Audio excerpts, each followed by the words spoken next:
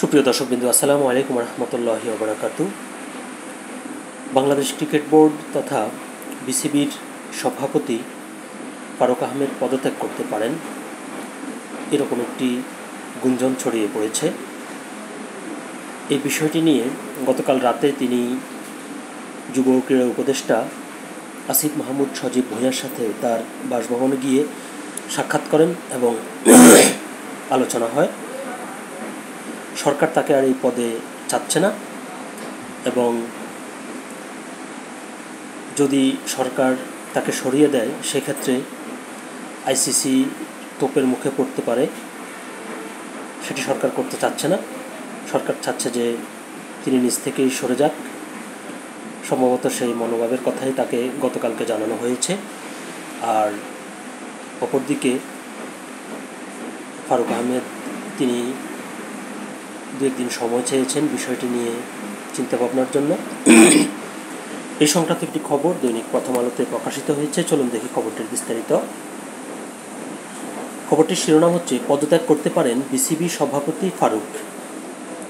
ফারুক আহমেদ তাহলে আর বিসিবি সভাপতি থাকছেন না? অবস্থা দৃষ্টে পরিস্থিতি সেরকমই মনে হচ্ছে। তবে তিনি কতটা স্বেচ্ছায় দায়িত্ব ছাড়ছেন সেটা একটা প্রশ্ন।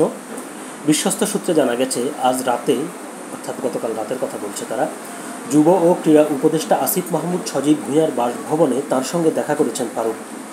ক্রীড়া উপদেষ্টা আলোচনায় ফারুককে বার্তা দিয়েছেন যে বিসিবির শীর্ষ পদে পরিবর্তন আনতে চাচ্ছেন তারা। তবে কেন পরিবর্তন আনতে চাচ্ছেন সেই ব্যাখ্যা নাকি পাননি ফারুক। মুঠোফোনে এই বিষয়ে জানতে চাইলে ক্রীড়া উপদেষ্টার সঙ্গে সাক্ষাতের বিষয়টি প্রথম আলোকে নিশ্চিত করেছেন ফারুক।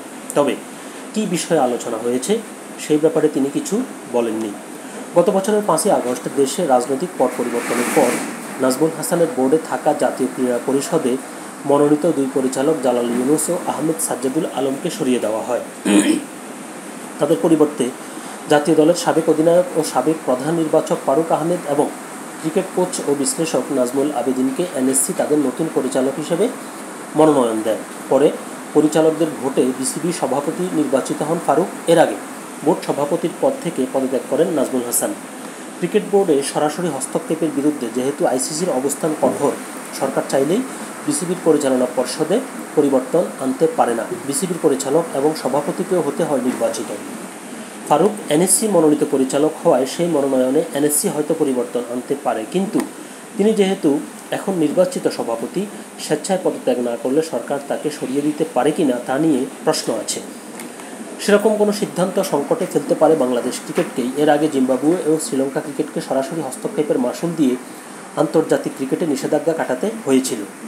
অবশ্য ফারুক আহমেদ যদি নিজ থেকে সরে দাঁড়ান তাহলে ভিন্ন কথা। একটি সূত্রে জানা গেছে, বিষয়টি নিয়ে চিন্তাভাবনা করার জন্য দু একদিন সময় চেয়েছেন ফারুক। পদত্যাগ করলে খুব দ্রুতই তিনি তা করবেন। কয়েকদিন ধরেই গুঞ্জন 3 মাসের জন্য বিসিবির সভাপতির দায়িত্ব নিতে পারেন জাতীয় দলের আরেক সাবেক অধিনায়ক আমিনুল ইসলাম বুলবুল। আগামী মাসেই যার আইসিসিতে চাকরির মেয়াদ শেষ হওয়ার কথা।